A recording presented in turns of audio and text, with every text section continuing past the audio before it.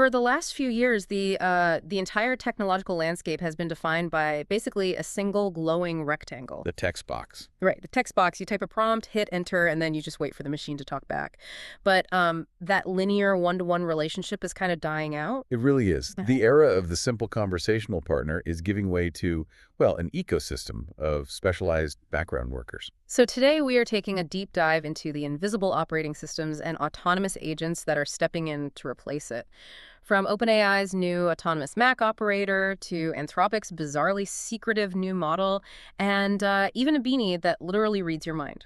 Welcome to episode 479 of AI Brief. Our entire computing environment is about to become, almost unrecognizable. I want to start right in the deep end with Codex today because I'm actually a bit confused by what is happening here. We already have coding assistants. We have had them for a while now. Right, yeah. So what makes OpenAI merging ChatGPT, Atlas, and Codex into what they are calling a Superapp such a tectonic shift? Well, the difference lies entirely in the mechanism of autonomy. Until now, a coding assistant was, restricted to a very narrow window in your code editor. It could suggest lines of code, but it couldn't really see your whole machine. Exactly. Wait, it couldn't see anything outside its sandbox. Mm. But this updated Codex features background computer use. Mm-hmm. It actually navigates your Mac applications autonomously. Oh, wow. And it doesn't even need the application to have an API, meaning it doesn't need a special backdoor written by developers to talk to the app. Wait, really? So how does it interact with it? It literally looks at the screen, reads the visual interface, and moves the mouse or, types on the keyboard just like you would. That is wild. Think about it this way. Giving someone an AI coding assistant used to be like handing them a really advanced power drill. Sure, the job gets done much faster, but you still have to hold the drill, aim it, and pull the trigger yourself. Right. What OpenAI is doing here is essentially handing you the keys to an automated factory. You give a high-level command, and then you can just step away to get a coffee. And the craziest part is the parallel agents feature. Yeah. You aren't just getting one intern. You can have multiple agents running simultaneously. Working on different tasks across different applications on your machine at the exact same time. Right, at the exact same time.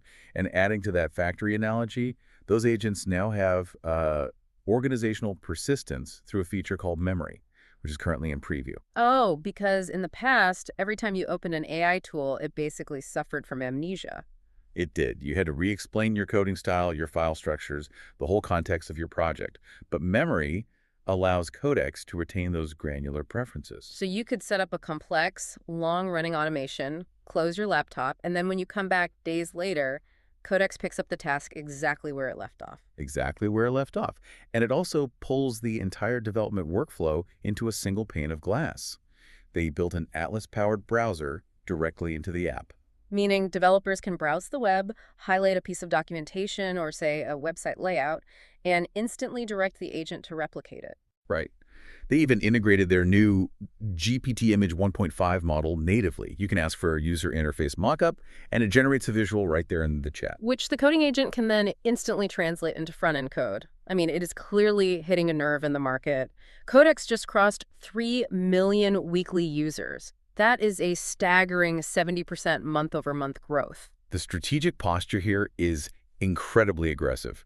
Thibaut Sotiot, the head of Codex, stated explicitly that they are building the Superapp out in the open. Which is a calculated strike against Anthropic, right? Mm-hmm. They recently gained massive traction with their Claude code and co-work environments. It is a direct strike. Okay. OpenAI doesn't want to just supply the underlying intelligence layer anymore. They want absolute ownership of the workspace interface where developers spend, 8 hours a day. And that push to own the ecosystem brings us directly to Anthropic's major countermove today, because they just released Claude Opus 4.7. It is. But the way they are rolling this out reveals a bizarre split in their business strategy. Well, from a sheer capability standpoint, Opus 4.7 is formidable. It is now their top publicly available model. But to understand why, we really have to look at how we measure these models. The gold standard right now is the SWE Bench Pro coding benchmark. Right. And this isn't a multiple choice test. The benchmark gives the AI a massive real-world software repository with thousands of files and basically says, there is a bug described in this GitHub issue. Find it, write a patch, and make sure it passes all our hidden tests. And Opus 4.7 scored 64.3% on this benchmark. To put that in perspective, Opus 4.6 scored 53.4%. That is a nearly 11-point jump on a test that rigorous. It's monumental. It requires the model to hold vast amounts of context and logically trace a variable across dozens of interconnected files. So with this score, Opus 4.7 is officially beating OpenAI's GPT 5.4 and Google's Gemini 3.1 Pro on agentic coding tasks. It is. They also introduced a new X-high effort default in Claude code, which lets the agent expend massive amounts of compute on difficult problems, plus an ultra review command for deep diving into bugs. But, and this is the crazy part, the benchmark scores reveal a glaring paradox. Opus 4.7 won against external public rivals, but it is getting completely destroyed by Anthropic's own internal model, the Mythos preview. Right, Mythos sits at a 77.8% success rate on that exact same SWE bench test. I just have to push back on what Anthropic is doing here.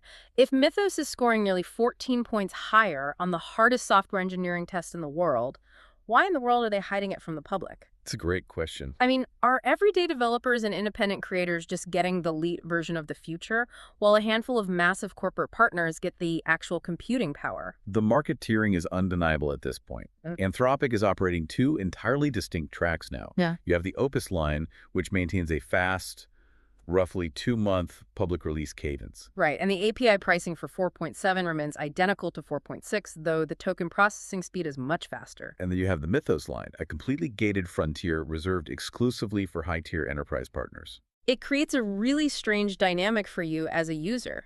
Even when you are paying for the top tier of public access, you are keenly aware that the true technological ceiling is locked behind a corporate vault. And the early user reactions to Opus 4.7 really reflect this. People are impressed by the benchmark wins, sure, but they're also skeptical, especially after recent complaints that Opus 4.6 seemed to degrade in its everyday reasoning capabilities over time. And that strategy of locking peak performance behind highly specialized enterprise-only tracks, well, it perfectly explains OpenAI's other massive release today. We are definitely witnessing the death of the do-it-all generalist model. OpenAI just launched GPT Rosalind, which marks their pivot toward intense, domain-specific mastery. Rosalind is the first model in a completely new life sciences series. It is engineered from the ground up for drug discovery and biological research. Which comes just days after they launched GPT 5.4 Cyber, which was custom-built for network defense. The difference between a general model and a domain model is so critical to understand. General frontier models, like Opus 4.7 or GPT 5.4, they are like brilliant high school valedictorians. They can write a sonnet, solve a calculus problem, and debug a Python script. They know a little bit about everything. But GPT Rosalind, on the other hand, is like hiring a postdoc with 20 years of wet lab experience. And wet lab refers to actual hands-on physical science, Right. working with chemicals, biological matter, and liquid solutions, rather than just running computer simulations. Right. Rosalind isn't designed to chat about history or write marketing copy. Its architecture natively ingests dense scientific papers. It directly queries complex laboratory databases without even needing a translation layer.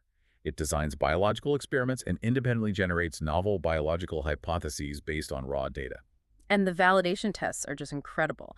Dino Therapeutics, which is a major gene therapy lab, ran a blind test asking the model to predict complex RNA structures. RNA folding is notoriously difficult because a single sequence can fold into incredibly complex three-dimensional shapes that determine how a virus or a drug interacts with a human cell. And Rosalind outperformed 95% of human scientists on those prediction tasks.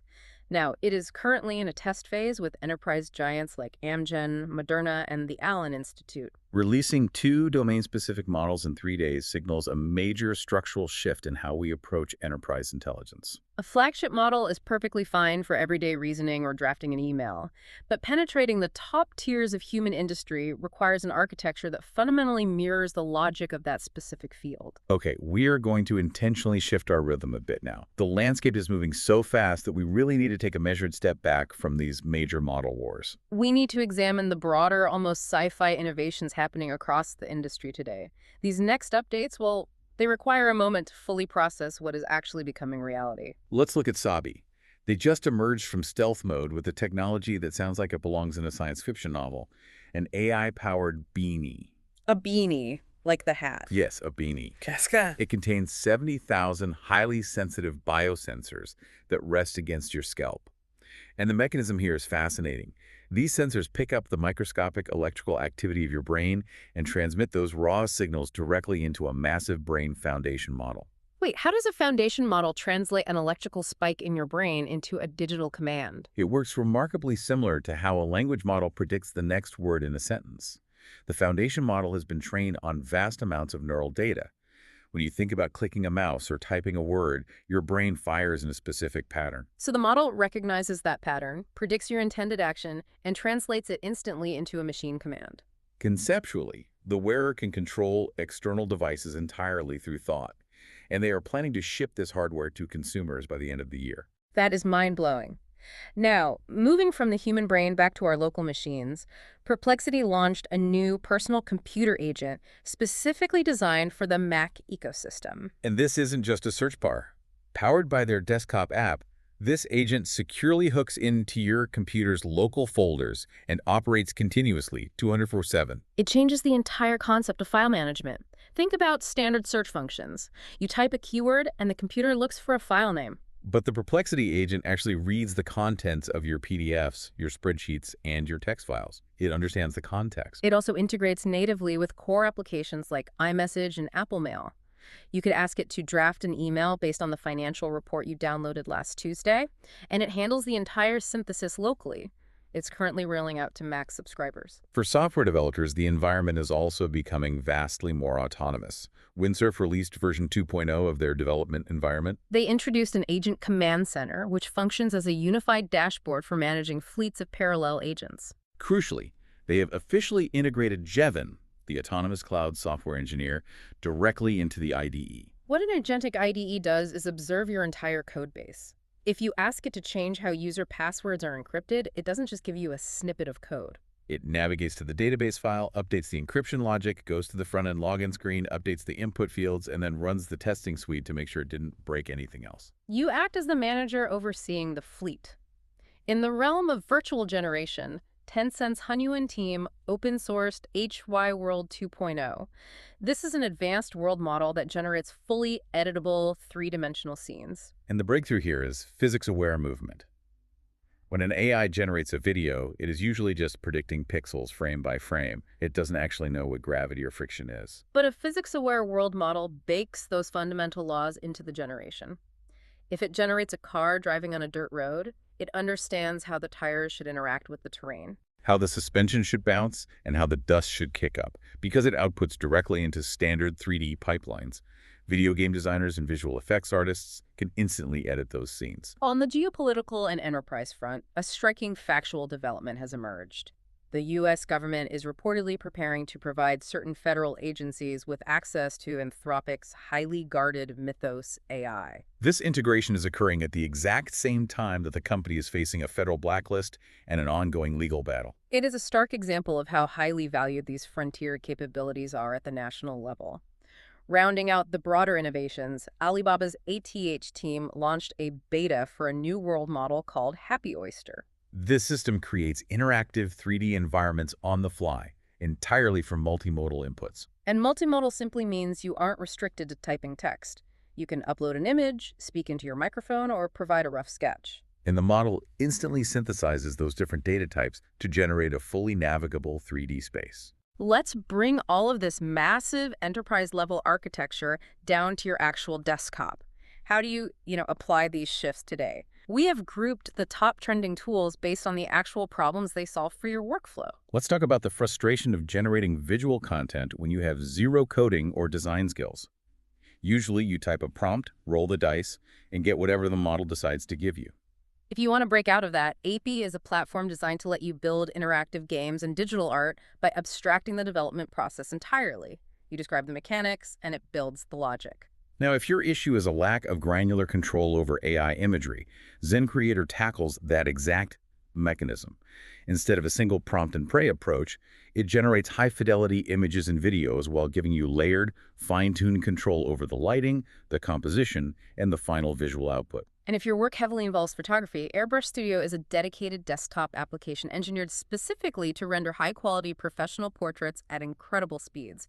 It optimizes the generation process specifically for human faces. Now, think about the sheer volume of information lost in virtual meetings. You spend hours on calls, and trying to find a specific decision made 3 weeks ago is nearly impossible. Fathom is trending heavily as a solution to this. It indexes your entire meeting history. You can ask it a complex question like, what did the client say about the budget constraints last month? And it acts as a search engine, delivering instant answers properly cited with the exact timestamps and transcripts. Of course, the major structural updates we unpacked earlier are tools you can implement immediately to upgrade your daily capabilities. Claude Opus 4.7 is Anthropic's top public model, making it the premier choice right now if your workflow demands heavy, agentic coding tasks and deep logical reasoning. And if you are ready to transition from writing code to managing an automated factory, Windsurf 2.0 provides that fleet command center. Integrating the Devon Cloud agent means you can delegate massive, multi-file software builds while you focus on the overall architecture. For Mac users looking to automate their broader daily tasks, OpenAI's updated Codex is your gateway to background computer use. Leveraging its ability to operate applications without APIs and browse the web natively turns your operating system into an active participant in your work. And finally, if your field involves 3D design, simulation, or gaming, pulling Tencent's open-source HYWorld 2.0 into your pipeline allows you to generate interactive scenes where the physics are already calculated for you. Synthesizing everything we have covered in this deep dive, what does this actually mean for you as you navigate this landscape? We are clearly moving past the novelty of a machine that can simply converse with us. If generalist models like Opus are facing intense competition from hyper-specialized models like Rosalind in biology or Mythos in enterprise coding, our entire vision of the future needs to adjust. We have to stop waiting for one giant, omnipotent brain sitting on a server somewhere to answer all our questions. The reality we're stepping into is a massive, invisible network of specialized savants. You will have a fleet of parallel agents, one managing your files, one designing your user interfaces, one analyzing your lab results, all of them negotiating, translating, and talking to each other in the background. Your role shifts entirely from the operator of the tool to the director of the factory. Yeah. You set the vision, and you watch the results roll in. Understanding that structural shift from conversation to invisible autonomy is really how you maintain your leverage in this space. We highly encourage you to follow the show so you never miss a deep dive into these tectonic shifts. Share this with a friend, a colleague, or anyone who needs to stay ahead of the curve as the tools we use fundamentally rewrite themselves. Thank you for diving in with us today, and we will see you in the next episode.